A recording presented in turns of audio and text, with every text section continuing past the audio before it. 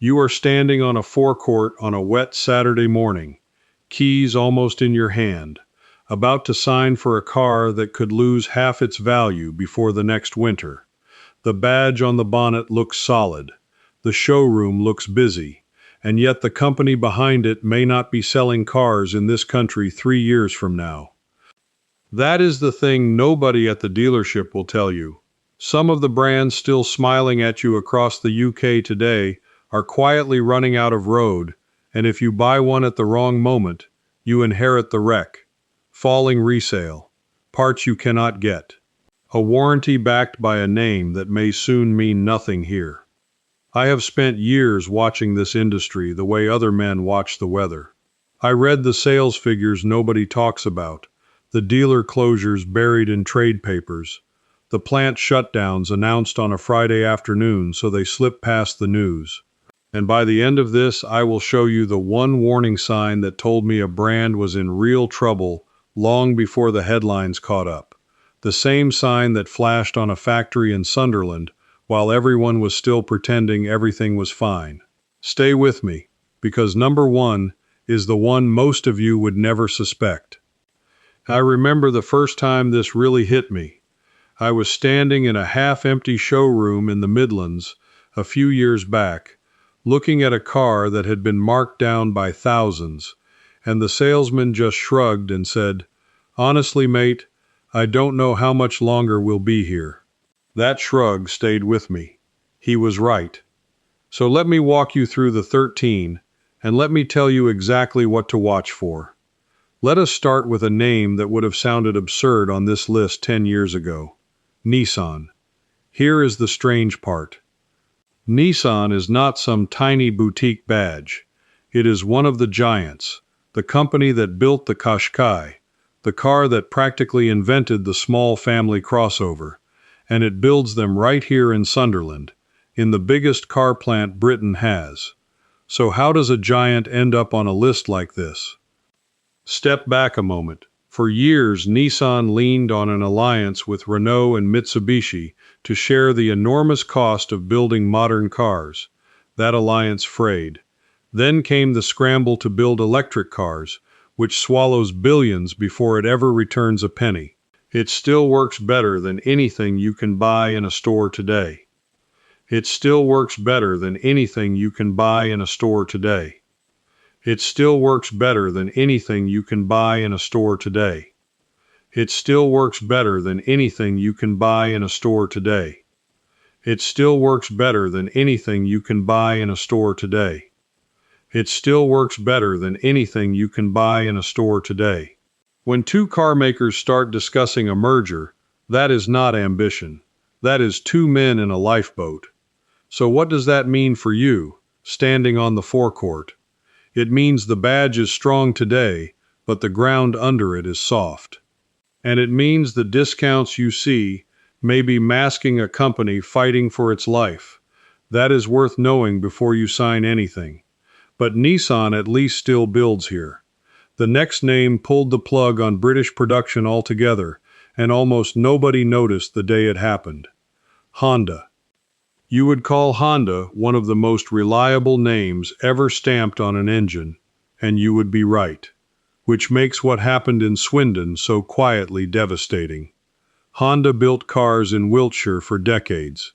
Then in 2021, the plant closed, and around 3,500 jobs went with it. Honda did not go bankrupt, but it retreated. It shrank its ambitions in Europe hard, and its model range in the UK thinned out until you have to squint to find it. Here is why that matters to you and your wallet. A brand does not have to collapse to leave you stranded. It only has to decide your country is not worth the trouble. When a maker quietly pulls its range and shuts its factory, dealers close, servicing gets harder, and that safe, reliable car suddenly has a thin support network behind it. Reliability of the engine is one thing. Reliability of the company standing behind it is another entirely. And that brings me to a badge that used to mean serious money, a badge now fighting just to be recognized. Jaguar. This one genuinely hurts to say. Jaguar is a piece of this country. And yet, look at what happened. Jaguar stopped selling almost its entire existing lineup and went dark, betting everything on relaunching as a very expensive, all-electric brand. In late 2024, it unveiled a rebrand so strange that the whole internet argued about it for a week. Pink cars and models with no actual car in sight. For a long stretch, you genuinely could not walk in and buy a new Jaguar the way you always had. Now step back and think about what that does to values. When a brand goes silent and reinvents itself, every car wearing the old identity starts to feel like yesterday. Buyers hesitate. Resale sags. And if the bold new gamble does not land, you are holding a car from a company that walked away from its own past. I am not saying Jaguar is finished.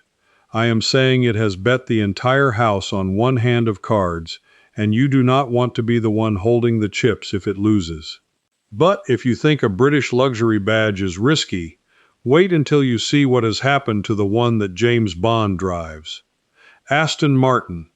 Beautiful cars, genuinely breathtaking machines, and a balance sheet that has been bleeding for years.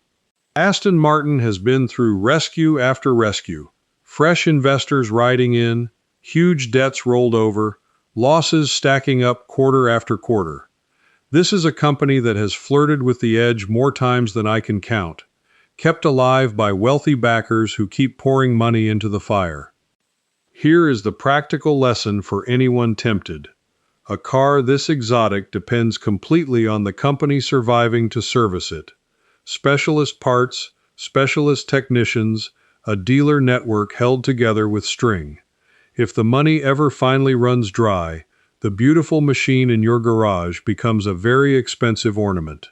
Which is exactly the trap waiting inside the next few names, because now we cross over to a whole family of badges owned by one giant that has started making very cold decisions. Vauxhall. For most of you, Vauxhall is Britain.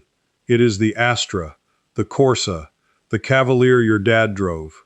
But Vauxhall today is a small piece of a colossal group called Stellantis, born from a merger of Peugeot, Citroën, Fiat, Chrysler, and more. And that giant has been doing sums. In 2024, it announced it would close the Vauxhall van plant in Luton, a plant that had built vehicles there since 1905. More than a century of work gone in a line on a spreadsheet, with around 1,100 jobs at risk. Watch what is happening carefully, because it tells you how these decisions really get made. A faraway board looks at a factory, weighs it against another one, and closes whichever loses. Loyalty does not enter into it. 100 years of history does not enter into it. And once a group starts trimming its weakest limbs, you have to ask which badge is next on the block. Because Vauxhall is not the only wounded name inside that same giant. Citroën. Citroën should be riding high. Instead, in 2025, it was hit by one of the most alarming words a car owner can hear. Stop drive. Because of a fault with dangerous Takata airbags, owners of certain older Citroëns were told not to drive their cars at all until the airbag was replaced. Not book it in soon. Do not drive it. Hundreds of thousands of vehicles affected. People suddenly unable to use the car sitting on their own driveway. Now think about the trust that shatters when that happens. A safety recall this severe does not just cost money. It poisons how people feel about the badge, and it clogs the dealers with emergency work instead of sales. Citroën is not bankrupt, but its reputation took a body blow at the exact moment the whole industry is under pressure, and reputation is the thing that keeps resale alive. Hold that word resale, because it is about to become the thread that runs through everything, and it ties directly to why the next badge barely exists here anymore. DS Automobiles. Most of you watching have never even sat in one. DS was spun out of Citroën to be a posh French luxury brand, all clever design and soft leather, meant to fight the Germans. And in Britain, it has largely failed to catch on. Tiny sales, a skeleton of a dealer network, a badge most buyers cannot place. Here is the quiet danger with a brand like this. When almost nobody buys new, almost nobody wants to buy used, and the values fall through the floor. Servicing becomes a treasure hunt, and a struggling parent company has every reason to ask why it is bothering with a badge that barely registers. DS survives inside the giant for now, but it is exactly the kind of small, weak name that gets quietly euthanized when the accountants sharpen their pencils.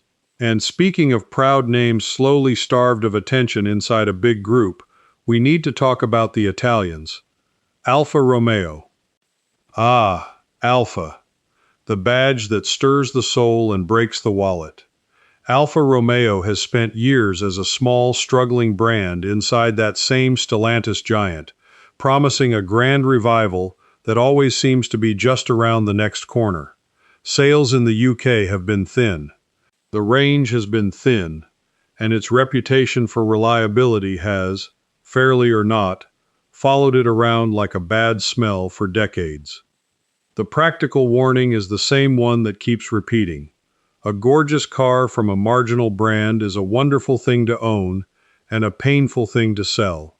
When a badge sits at the bottom of a giant's priority list, you are betting that the giant keeps caring. And giants, as we have seen, stop caring the moment the numbers turn red. Which leads us straight to the most glamorous name yet to be quietly gasping for air. Maserati. The Trident. The sound of that engine. Pure theater. And a brand whose sales have, at points recently, collapsed to genuinely frightening lows, with the parent group openly reviewing what on earth to do with it. When a company starts publicly wondering aloud about the future of a brand, that is not a rumor anymore. That is the boardroom saying the quiet part out loud. For you, the risk with a car like this is brutal. Exotic depreciation is savage at the best of times. Buy one from a brand whose own owners are unsure it has a future, and you could watch tens of thousands of pounds evaporate. A Maserati should be a dream. It should not be a gamble on whether the company outlives the finance agreement. And now, having crossed Britain, France, and Italy, we arrive at the brands that already showed us exactly how this ends, because two of them have effectively already walked out the door. Let me pause here, because this is the part I made for the person who is thinking none of this applies to them. Maybe you are watching this and telling yourself you do not buy fancy cars, you do not have showroom money, you drive a sensible used motor and you always will. Good. This next part is built precisely for you, because the cheapest, quietest way to get burned by a dying brand is on the used market, and it costs you nothing to protect yourself. You do not need a mechanic. You do not need a subscription. You need 10 minutes and a phone. Before you buy any used car, do 3 free things. First, search whether the brand still has active franchise dealers within a sensible distance of your home, because when the dealers vanish, so does your easy servicing and your recall support. Second, look at how many of that exact model are for sale right now, and how fast their prices are falling, because a flood of cheap examples and collapsing prices is the market screaming that nobody wants them. Third, check whether the maker still officially imports and supports that model in the UK at all, because a badge can keep selling one token car while quietly abandoning the rest. Every one of those checks is free. Every one of them takes minutes, and every one of them could save you thousands. Before I show you those 2 brands that already proved how this ends, let me speak straight to you for a moment, because everything I have just described comes down to one question you can answer yourself. You have watched me lay out 13 badges you might one day face across a forecourt, and the truth is, the salesman standing beside you is counting on you not knowing any of this. That is the exact gap I put into writing in the Complete Engine Intelligence Library, 3 field-tested manuals that hand you back the control the dealer would rather keep. Inside Deep Leverage, you learn how to read the auction sheet before the dealer does, how to dismantle the trade-in trap so you stop leaving money on the table, and the refusal moves salespeople count on you not knowing. Volume 3 is the brand collapse and avoid list itself, the full stack of which cars to sell before they are worthless, so you are never caught holding an orphan. And Reset shows you the cheap habits that push any engine past 200,000 miles, so the car you already trust keeps running long after these wobbly brands are gone. Here is something you can test tonight for nothing at all. Take the used car you own or the one you are eyeing, and run those 3 free checks I just gave you. The dealers, the falling prices, the UK support. If what you find matches the warning shape I have been describing all through this video, you will know exactly how much this collection is worth to you. The fastest way to get the books is to scan the QR code right there on your screen, or go to the link in the description, or the pinned comment. And this is not about hype or some fake deadline, it is simply that your next repair quote or your next trade-in is coming whether you are ready or not, and you would rather walk in ready. Now, with all of that in your back pocket, let me show you the 2 brands that prove exactly why those checks matter. Mitsubishi. Solid, dependable, unglamorous Mitsubishi, maker of the Shogun that pulled half the horse boxes in Britain, and the Outlander that plugged in before plug-in was fashionable. And in 2021, Mitsubishi effectively announced it would introduce no new models for the European market, which is a polite corporate way of saying, we are leaving. The range withered, the presence faded. Here is the lesson written in plain English. A brand does not send you a letter saying, we have abandoned you. It just stops. It stops launching cars, stops advertising, stops caring, and one day you realize the nearest dealer is an hour away and the parts take 3 weeks. If you own one, keep it running and keep it long, because the support only shrinks from here. And if Mitsubishi tiptoed out the side door, the next brand practically sprinted for the exit. Infiniti. Do not feel bad if you barely remember it. Infiniti was Nissan's attempt at a posh badge to fight the Germans, and around 2019 into 2020, it pulled out of Western Europe, including the UK, almost entirely. Gone. The showrooms that carried it moved on, and every person who bought one was left holding a luxury car from a brand that had simply left the country. Think about what that does to an owner. Depreciation goes vertical. Selling becomes a nightmare, because who buys a used car from a brand that fled? Specialist servicing thins out overnight. Infiniti is the ghost of Christmas future for half the names on this list, the living proof that a badge really can just walk away and leave you stranded with a car nobody wants. And if a brand leaving is bad, the next one shows you what happens when a brand does not just leave, but dies outright, taking its buyer's money with it. Fisker. This is the one that should frighten anyone tempted by a shiny new electric startup. Fisker was a flashy American electric car company. The ocean was its big hope. And in 2024 it filed for bankruptcy. Not struggling, not shrinking, bankrupt. And owners were left with an expensive electric car whose maker had ceased to exist, worrying about software updates, servicing, and whether the thing in their driveway would even hold together as a supported product. Here is the hard truth the glossy adverts never mention. A modern electric car is as much software as steel, and it depends on the company staying alive to keep it updated and supported. When the company dies, the car can turn into a very heavy, very awkward orphan. Fisker is the clearest warning on this entire list. A brand new car, from a brand that was gone within a couple of years. And that is exactly why the last name matters so much, because it is a fragile British dream teetering on the same edge. Lotus. Lotus is a jewel. Lightweight, brilliant, a British engineering legend. And it too has been through job cuts and financial strain as it tries to reinvent itself as a maker of heavy, expensive electric cars, a total departure from everything that made it famous. It is now deeply tied to Chinese ownership and a global strategy far bigger than the little factory in Norfolk. The gamble is enormous. The pattern by now should be obvious. A beloved small brand, a giant expensive pivot to electric, and a future resting entirely on whether that gamble pays off. Own the traditional cars and cherish them. But think very hard before you sink your money into an unproven new direction from a brand this small, because small brands have the least room to survive a mistake. And that pattern, that one repeating shape behind all 13, is the thing I promised you at the very start. So here it is.